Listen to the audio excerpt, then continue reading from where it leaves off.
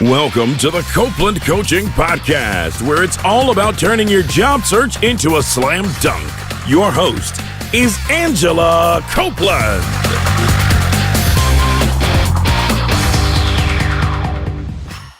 Welcome to the Copeland Coaching Podcast. I'm your host, Angela Copeland. On the phone with me today, I have Steve Allen in Denver, Colorado. Steve works at Colorado's Division of Vocational Rehabilitation, where he helps job seekers navigate the job search process. Over the past 10 years, he's identified many best practices for individuals with Autism Spectrum Disorder and has helped with job placements ranging from retail stores to the high-tech industry. Steve, thanks for joining me today. You bet. Thank you, Angela. Well, I'm really excited to chat with you. I really want to start off with a very basic question, which is, what does the term neurodiversity mean to you, and what does it include? Okay. So I thought it'd be interesting to look at a definition, a few, and one of them that I thought fit really closely was the diversity of human brains and minds, the infinite variation in neurocognitive functioning when an individual diverges from the dominant social standards of normal neurocognitive functioning. So basically, everyone, and this is how I feel, I think everyone is on the spectrum somewhere, that neurodiverse spectrum, in one way or another, and I think it's just that something bugs everyone. There's always something that bothers everybody that is a stimuli out in the world. It's just a matter of how you perceive it and if it affects you actually physically or emotionally. So I really think that it is something that affects everyone, and the question is it something that should be defined or can be defined? Because the definition, it said that the term societal standards, right, is prominent. So what we're doing is there's this demarcation point between who or what is considered normal versus divergent. And so if you look at that, if you think of divergency as negative, it may not have a good connotation for you. But in my experience, having people around you that think and act and look at problems differently is a huge plus. So I guess I would say that it's something that you can see in everyone, because I think everyone sees the world and perceives it differently. And if we can just learn to tap into that, we can expand what we do so almost exponentially. Oh, I really like how you said that. You mentioned it's almost like everyone has something unique about them, and sometimes the thing that makes you great is the same thing that makes you unique. So this is great to kind of look at it through this lens. And I know you work directly with job seekers. I'm curious, from what you're saying, do you think companies are paying more or less attention to people, or to the idea, I should say, sort of neurodiversity now than they were, say, 5 or 10 years ago? Are they paying more attention, or is it still kind of not yet on the radar? Sure. Well, I mean, that's a great question. And the simple answer is yes. Because if you look in Forbes and on CBS and lots of different places, there's a lot of information out there right now about companies that are specifically, if you want to call it targeting, finding employees that are on the spectrum who are neurodiverse.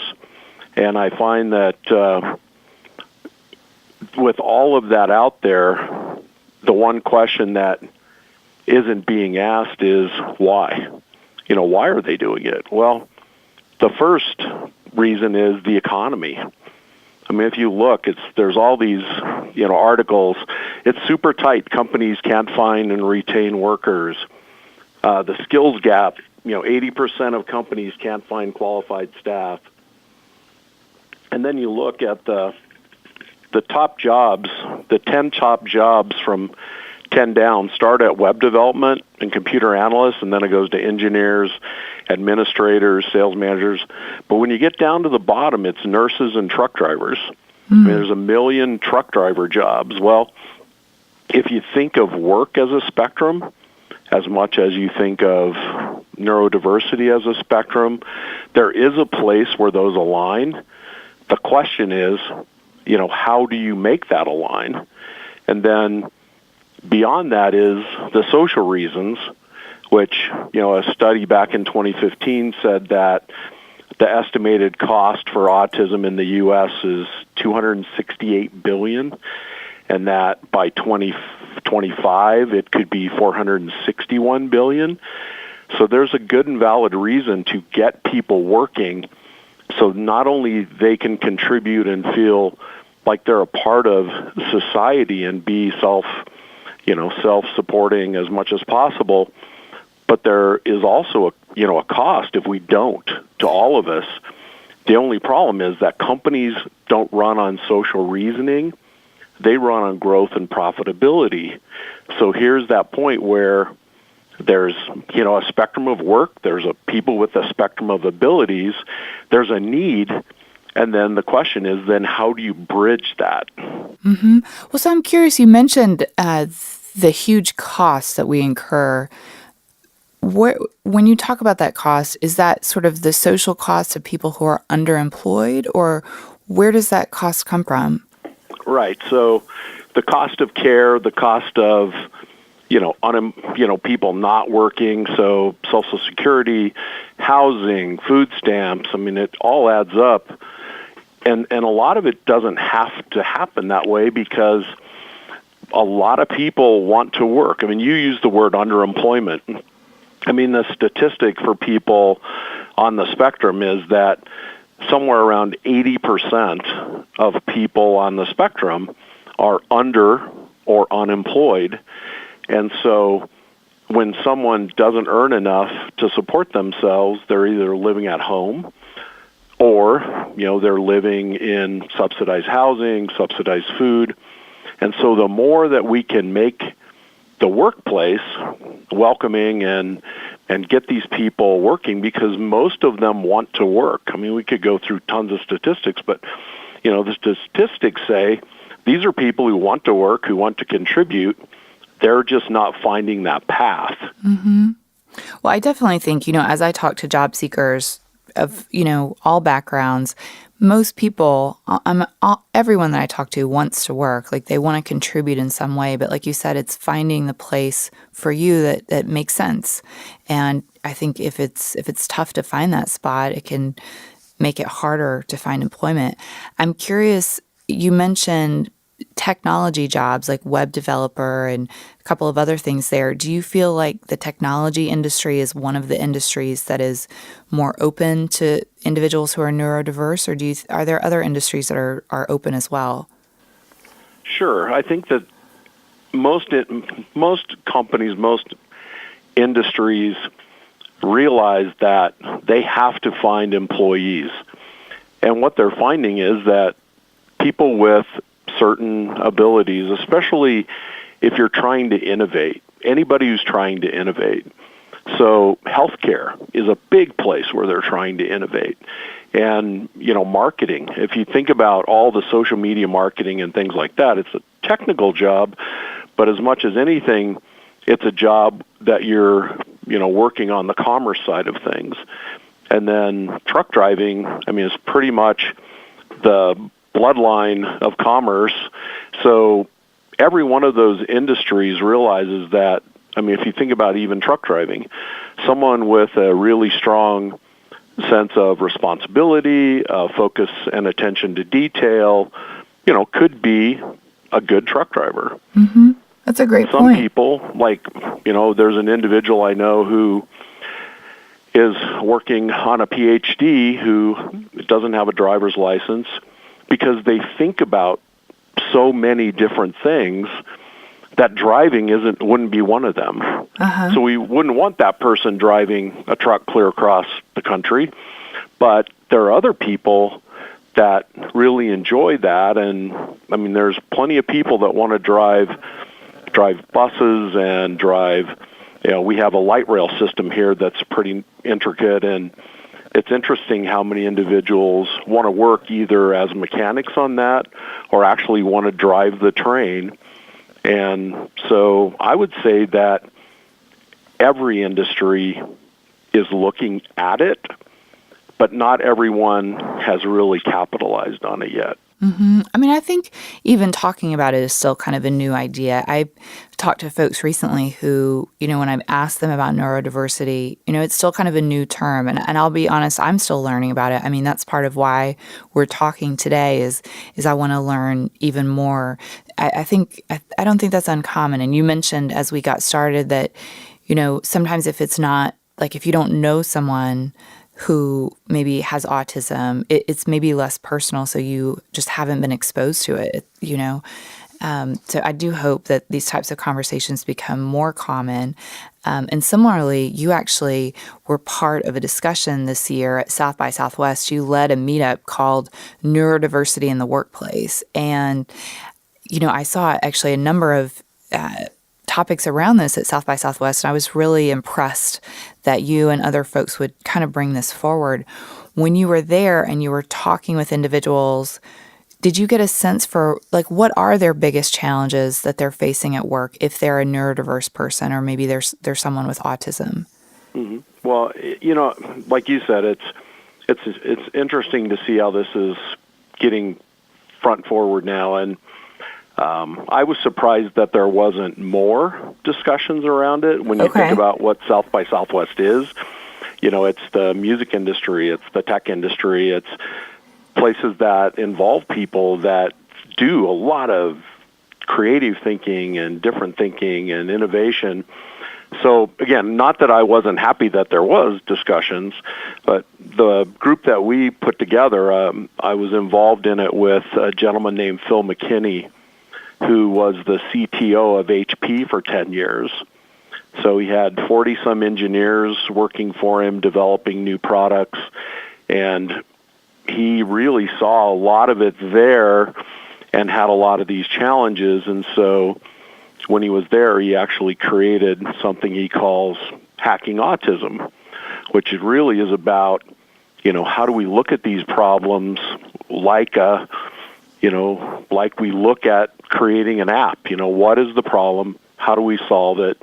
What are those? And so when you look at that particular meetup, I learned something interesting, and that was that I expected most of the people there to be talking about autism, but there were almost as many people there talking about dyslexia, about traumatic brain injury, about ADHD, and those types of things too. So in a way, we have to make sure that when we're defining neurodiversity, it may just be that we're talking about people on the autism spectrum versus people who have some other, neuro condition. So that was a wake-up call for me because, I realized that, it's not just about people who experience it because of autism. There is plenty of other neurodiversity besides that. And so as far as challenges, and there were parents, there were employers, like there was a gentleman from Google. And so what I would tell you, and it's interesting because what you do is so powerful, and it's that the same things that challenge everyone that's looking for a job affect them. So they have to match their skills and knowledge and abilities with job descriptions. They have to have current relevant experience in specified types of work. But once they clear that hurdle, then they have to look at the other issues like, am I, do I have low self-esteem? Am I socially awkward? Do I have anxiety? And so it's this added hurdle. So if people can get assistance, really strong assistance in the areas, where you are, and we can educate employers and say, let's not make job descriptions, 3 pages long. Let's not require people to have a specific education or a certain amount of experience because an individual might only have 6 months or a year experience working in a company, but that individual, like some I've seen, may at 10 or 11 or 12 already been programming Linux. They just can't put it on a job, on a resume, because it's not tied to a specific job. So that's one thing is, we really need to change what looking for work looks like as far as the jobs themselves. And then from there, we have to look at how do we create that bridge past the decision makers, the person that is the gatekeeper. And I think that, those are the barriers I've seen with people is some of, and frankly, the other barrier is some of them are great at getting jobs. It's keeping them that's been the problem. Right. And that's just seems, such an anomaly that, most people, they struggle to get a job, and they probably are fine once they get it. There are some people that are really great at getting jobs, but then they run into a barrier when it comes to keeping it, because once they're in the workplace, different things come up that they haven't been prepared for. So again, preparedness, a lot of the things that I've seen, in prior blogs and stuff that you've done, really make a huge difference, especially for this group. Oh, thanks. It's interesting you mentioned sort of like the social things that come into play at work. And I think very often we kind of take that for granted, because sometimes when we're out there looking for work, we assume that we're being hired because we're the most qualified or we have the best degree or whatever it is on paper. But very often it can sometimes come down to like, how well does the hiring manager get along with you? And sometimes your success once you get there can be very tied to, how much does your manager like you, or how much how well do you get along with the team? And so, I think creating environments that are more supportive and more open and, more reflective of these other aspects of skill, you make a really good point, and I studied computer engineering in undergrad. And so, you mentioned people who've been programming since they were kids. I was also one of those people programming, since I was 10 or so. And many of my colleagues in college were also doing that. So even, by the time you even got to college, you had a lot of experience that was different than somebody else. And it was valuable experience that you could potentially be paid for. And so you make some really good points about the job description and the qualifications, and maybe sort of thinking beyond meeting the qualifications and more about, can the person do the work? And commitment. You also mentioned that with the truck driver example. I hadn't really thought about that, but there is certain individuals do bring a very high level of commitment that can be hard to find. Well, and what's interesting is it's really easy to pigeonhole people. And, some people may know that it used to be that autism itself, or autism spectrum disorder, was separated in the manuals from what was called Asperger's. So people who had really high level, intelligence, like an Einstein and, a Tesla and people like that, were considered to be Asperger's. And then people who are lower functioning were considered to be on the autism spectrum. Well, they've dropped that, and now it's just a spectrum. And so, unfortunately, people with autism, especially when you look at a lot of the publicity and hype around a lot of it, they either think of people with autism as someone who hums and bangs their head on the table, or Tesla, or Einstein. And so what they want people to know is they're just like everyone else. Some of them, again, want to drive a train. Some of them want to design a train. Some of them want to make coffee. They want to be a barista. And so part of what we need to do in society is take away a lot of the hype and say not everyone with autism wants to be a computer programmer, and not everyone with autism needs to be institutionalized. There are people. And there's a saying in the community that once you've met one person with autism, you've met one person with autism. And that's really true. And that's one reason it's hard for companies to do a lot of cookie cutter stuff with this, because you can look and say, this is what we'd like to do, but then when you bring in 12 people, they're all going to be different. Mm-hmm. And though some of them may have similar skills, they may have very different interests and very different support needs. Some of them may be fairly immature because they've lived at home most of their life and their parents have tried to shelter them from the world, which is one of the worst things I think parents can do at times.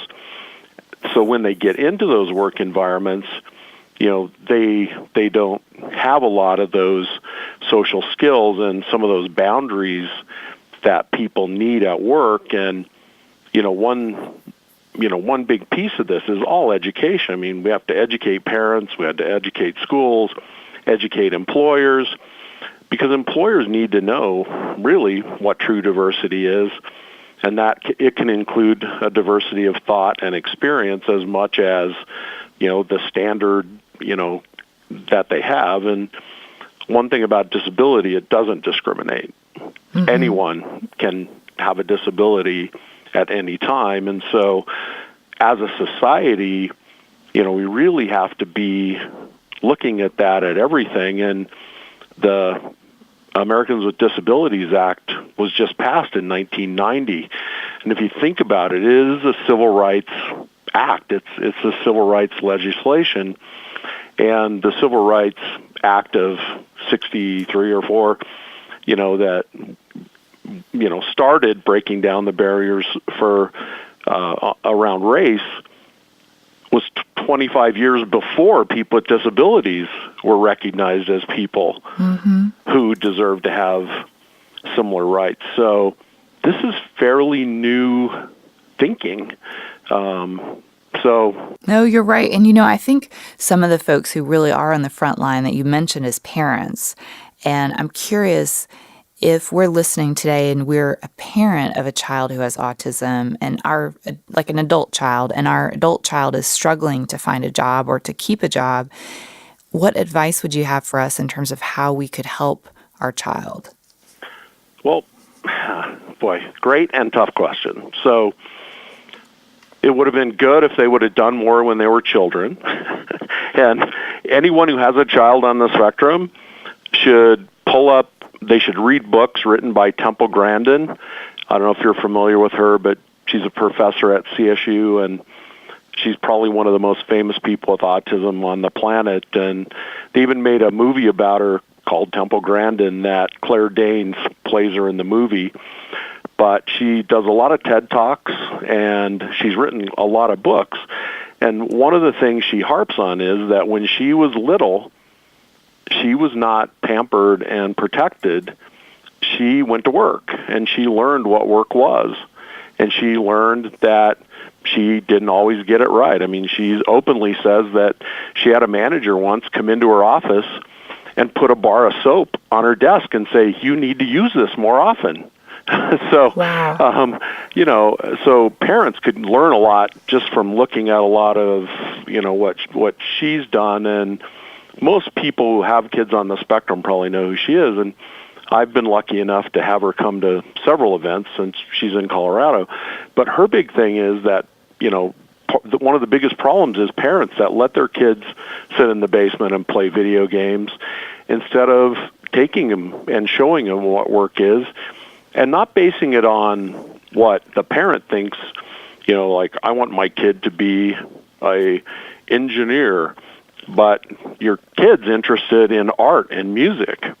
Well, expose them to the things that they're interested in, and then they'll want to get engaged in that. And so I would just say that hopefully they start young, but if they haven't, been able to do that and they're doing that now, I can tell you a perfect story is a young man who had 4 years of engineering school, decided it just wasn't what he wanted. He went to a boot camp, computer school, we were working on, we had gotten him into an internship, and we were looking at getting him into a more permanent job.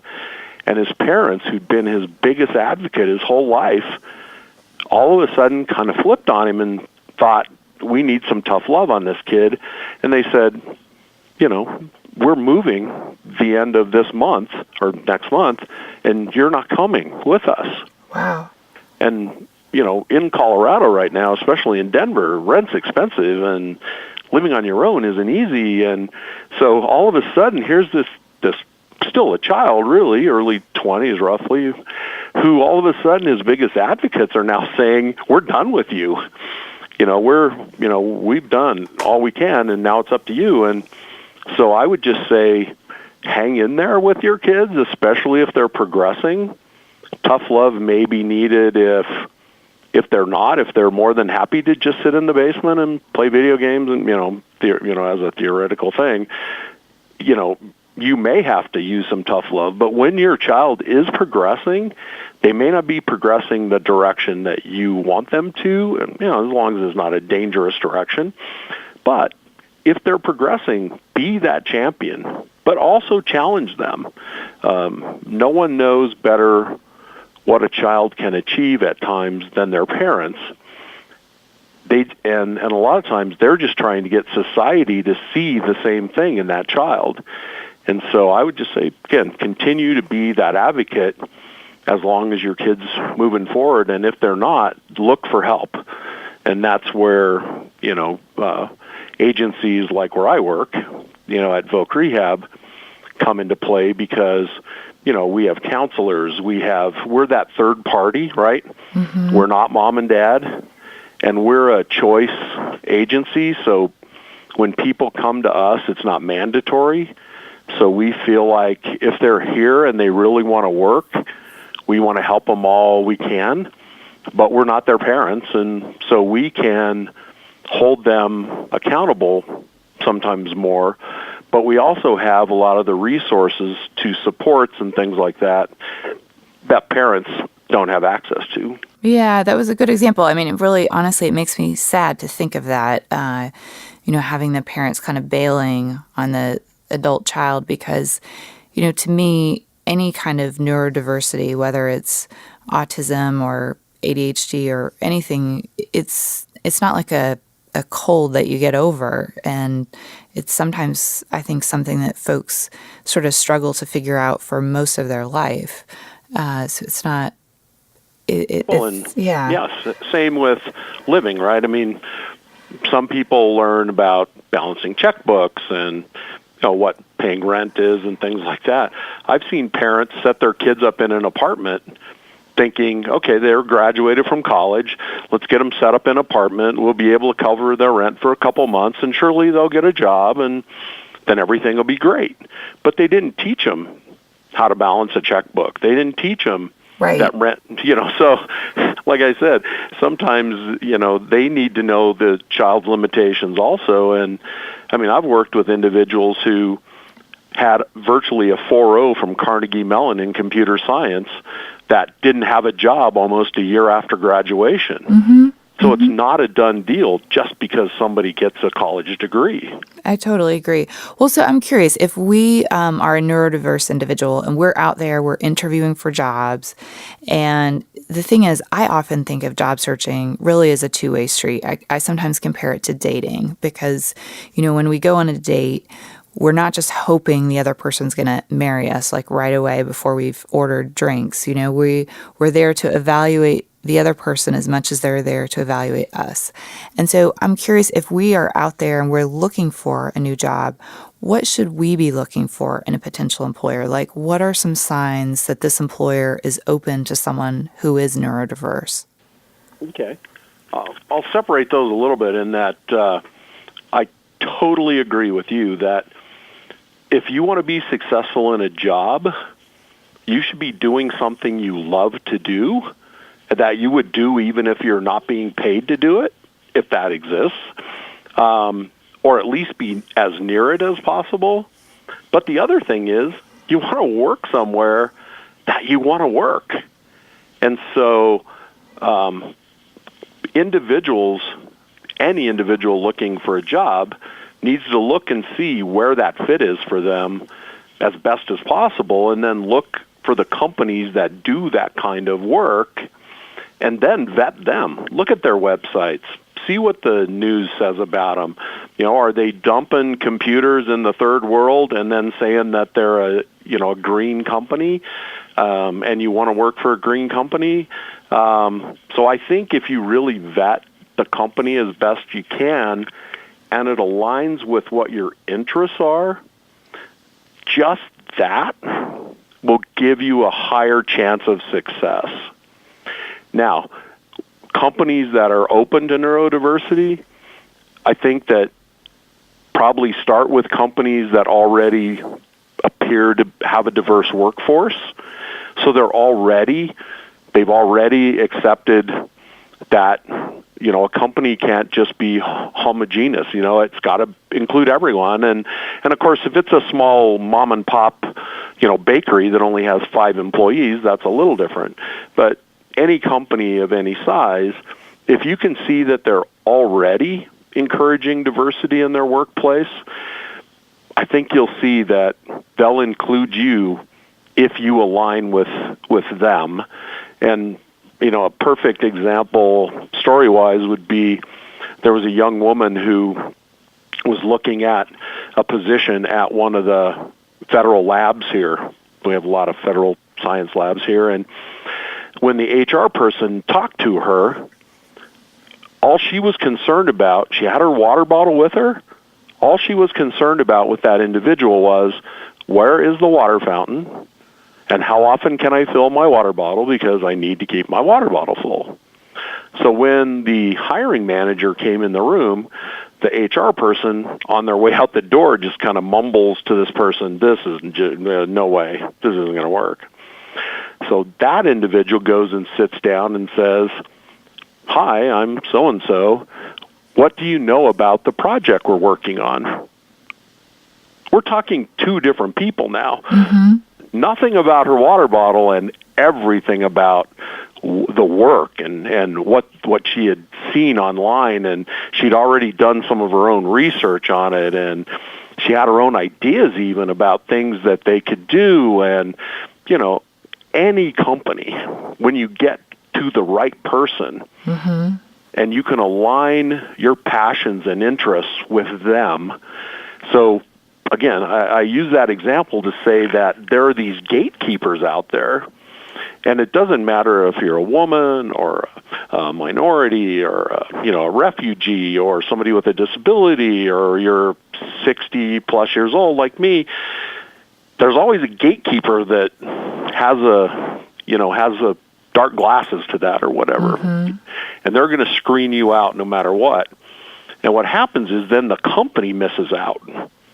So, getting aligned, trying to find a company that's a good fit, and then trying to find someone within the company to approach, and that could be using LinkedIn. I mean, you mentioned a lot of different social media when we were first chatting, and, LinkedIn and some of these places, you can look up who the CEO of, IBM is. You may not be able to reach out to them directly, but if you can start looking and finding people to connect with that will connect with you over what your passions and interests are, you might be able to leap that gatekeeper. Mm-hmm. I totally agree. I think no matter who we are, like you said, it can be your gender or your race or anything. Like, there are people who are going to put you into a box and sort of filter you out. And so often it's like, how can you get around that person? Like, how can you get to the decision maker who really understands what it is that you do and what you're passionate about and what you bring to the table? Well, but even 10 years ago, right? We didn't have the kind of internet and all that we have now, where you can find articles that someone's written and find out, oh, that person works here, and oh, look, I can make a comment on their article. And so there's so many ways to connect with people that are aligned with how you think and what you're interested in, that we might be able to make the gatekeepers obsolete. And they won't be asking people, what flavor popsicle would you be if you were a popsicle? Ironically, they really do ask that question. I know, because it was asked to the guy who had the degree at Carnegie Mellon, and he says, I don't want to work here because I don't care about that. Yeah, it's tough. I've heard if you were a sandwich, what kind of sandwich would you be? And Right. These are interesting questions. Well, I'm curious if we're going through the process of interviewing, should we disclose maybe that we are a neurodiverse individual, or like, should we disclose it? If so, when should we disclose it? Sure. So obviously it's a question that anyone with a disability has to ponder unless they have a visible disability. So if you've got cerebral palsy and it affects you severely enough that you use a wheelchair or a walker, when you walk through the door, you bring it with you. But that's only about 20% of everyone with a disability. So that other 80% of people really have to ponder that question, because you never know if that's that thing that's going to filter you out. So my advice for people is never disclose if you don't have to. That's number one. If you want to look at a hierarchy, never disclose if you don't have to. If you have to, and I'll go over why you would, never disclose that until your past interview to job offer. Mm-hmm. And the reason you would do that is that if you, and again, only if you need an accommodation or you feel like in the future you might need some accommodation. So if I have diabetes or MS and I know that my eyesight's declining or my strength, my stamina might be declining, and I might need time to do an injection or have a extra 10-minute break or whatever, I may want to disclose that once they're offering me a job. Now, if you're applying for the SAP Autism at Work program, or you're applying for Microsoft's autism program, or Ernst & Young's, or IBM's, or any number of other companies, then yeah. I mean, you want to put it out there and say, hey, I'm your guy, I'm your gal. Right. I've got it. So I don't know if does that make sense? It totally makes sense. And honestly, it reminds me a little bit in a different way. When I work with job seekers, if, say, we're reviewing their resume and maybe they have their church listed or they have their political beliefs listed because they've worked on a certain campaign, I may say, it's possible that the hiring manager may not align with you on these things. And if your job doesn't involve these things, you may want to downplay them or remove them for now. On the other hand, if you're applying to go work at a church or work at a company that aligns to your faith, then maybe you do want to highlight it. And it's again, like sort of trying to figure out a way to get around the filter, at least initially. I do think it's very often when we interview for jobs is trying to minimize the differences between us and the other person, whatever those differences are, so that the person can just see our skills and what we bring to the table, and they won't be focused on, our bright lipstick or any number of things that could, distract the person from paying attention to what you can bring to the table. And so, it may not always be the most politically correct thing to say, don't disclose, but I think it makes total sense. I really think if very often that hiring manager isn't going to be able to relate to you, and by highlighting it too soon, you could just be eliminating yourself from consideration before you've really had a chance to show them what you can do. You bet. And we get, at our agency, we have, I think, somewhere around 17,000 people a year come through our doors. We usually have a caseload in the 8,000 to 9,000 cases open at one time. And so we see a lot of different barriers. And, if you think about just basic barriers out in society, you've got, a disability. You've got a felony or, some kind of criminal back, you've got things like, race and ethnicity. You've got whether you're a male or a female. You've got choice like, whether you're gay or, transgender or whatever. And we had a candidate the other day who was a veteran, who was a female transgender individual, who was in prison, had felonies, and the only thing I think she had a disability. And it's like, if she was just an ethnic minority, she pretty much would have had every barrier you can imagine. Right. And so, think about, why is it? And this person was trained in prison to do Cisco. Oh my gosh. And she was the most certified individual through this special program that Cisco did in the prisons. And yet, who is going to hire an individual who's just getting out of prison to run their network? So I'm not sure that program was a great idea, but it shows that here's a person with all these skills and abilities, and yes, they look at the world different than I do, and they experience the world different than I do, and they had other things happen to them but they also learned to survive. They learned a different way of approaching things. They figured out who they are. If you think about all the positive sides of that,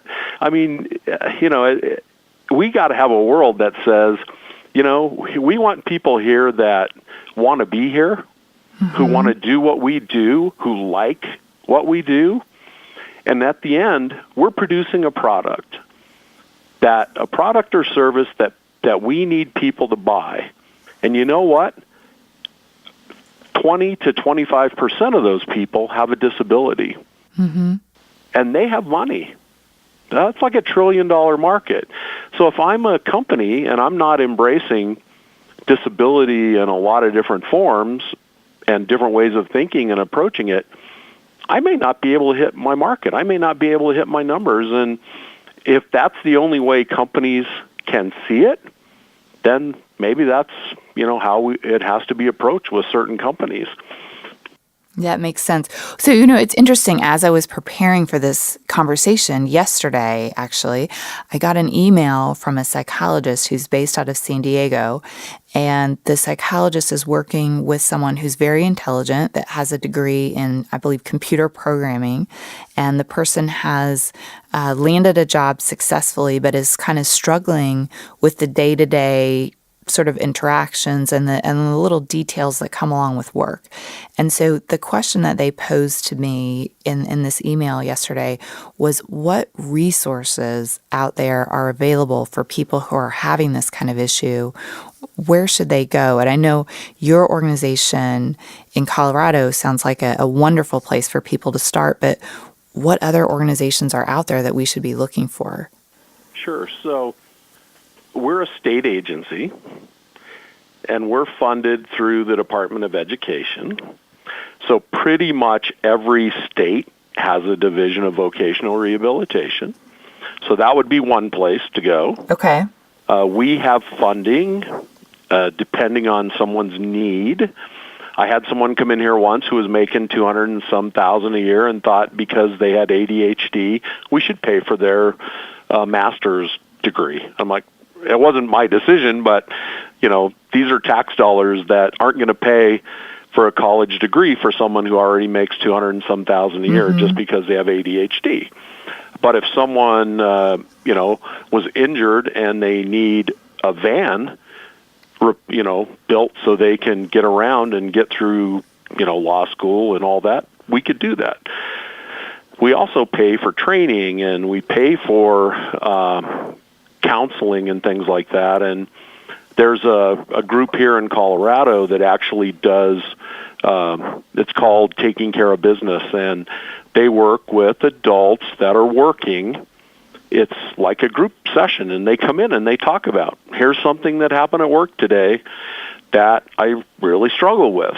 So there are programs out there, and I can tell you that the programs that have come out, like the Autism at Work program at SAP, every one of them is linked to a social agency.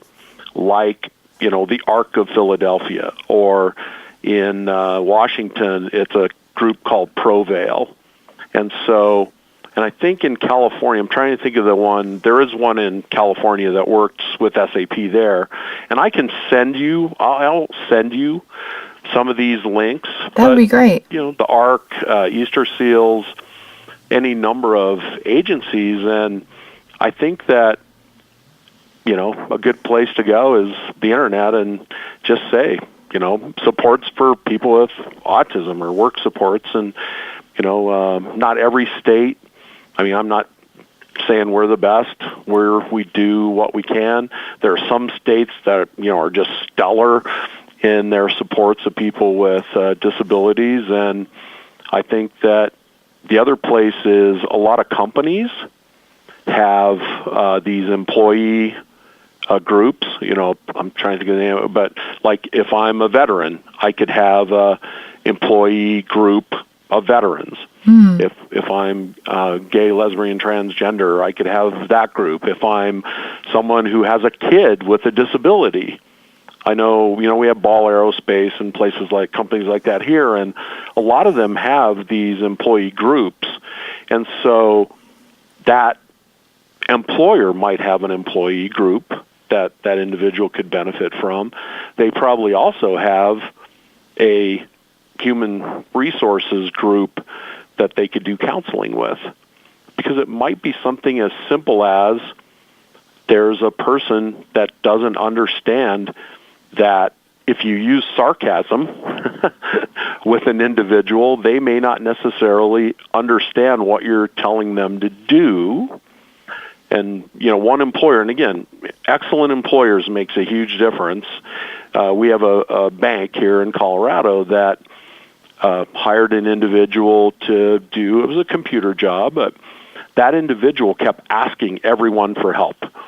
They were afraid to not do it right. Now, every company would want someone that wants to do it right, but not every company would understand being asked the same question several times.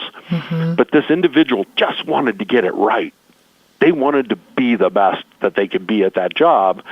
And about halfway through one day, a couple months in, they felt like they're going to get rid of me because I'm annoying everyone, and yet if I don't keep asking questions until I get it, I'm not going to be able to do the work, so I might as well leave before I get terminated. Aww.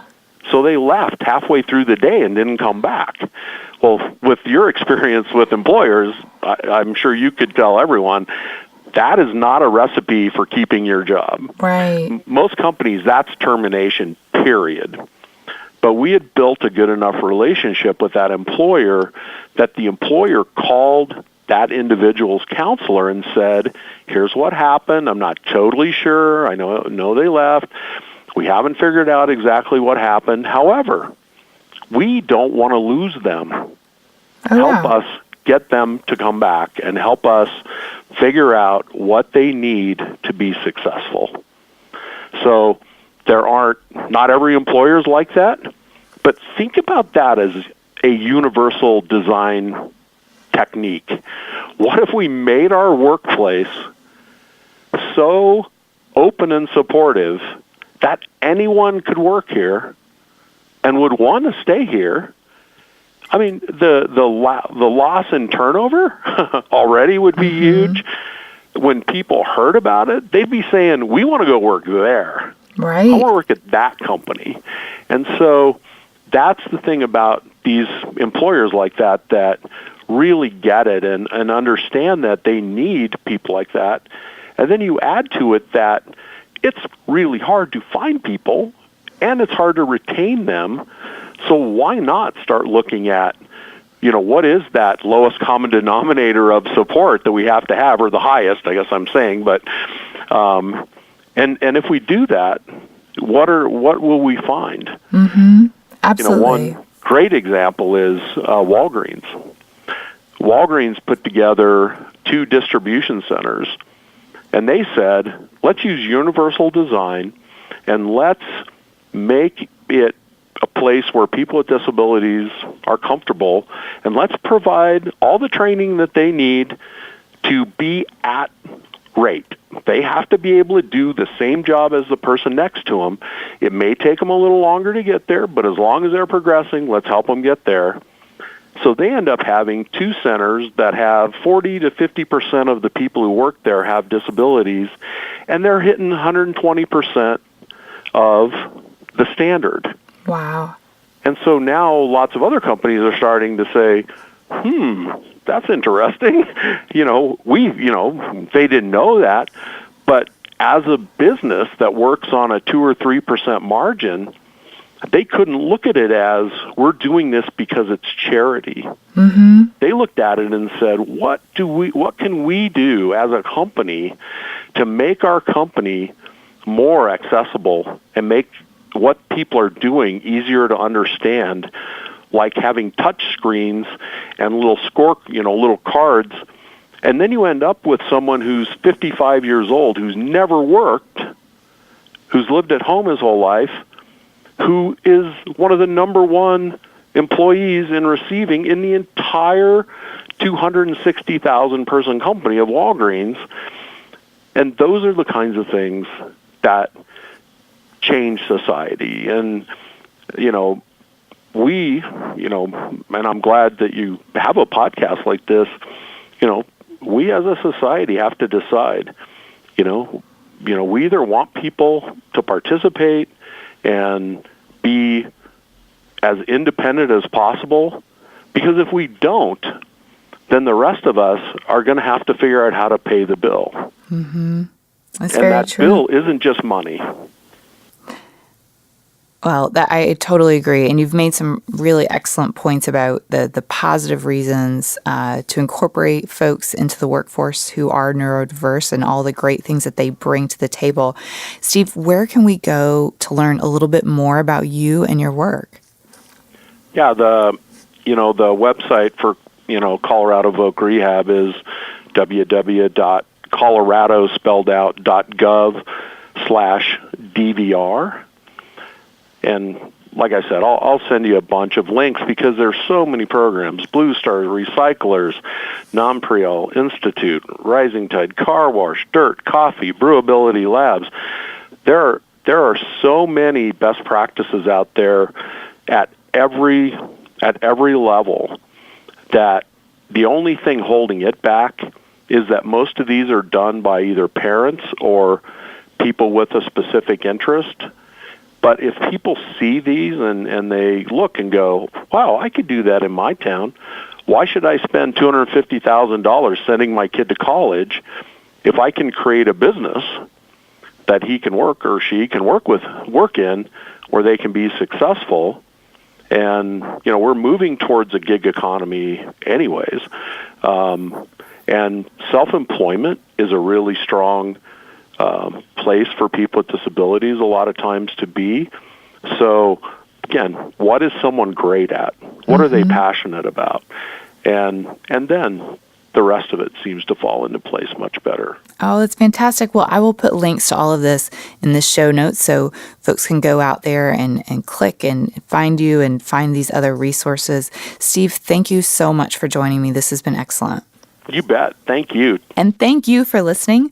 Please don't forget to help me out. Subscribe on iTunes. When you subscribe, it makes the show easier for other people to find and to learn more about job searching. Thank you for listening to the Copeland Coaching Podcast today with your host, Angela Copeland. Tune in next time to get more great tips on turning your job search into a slam dunk.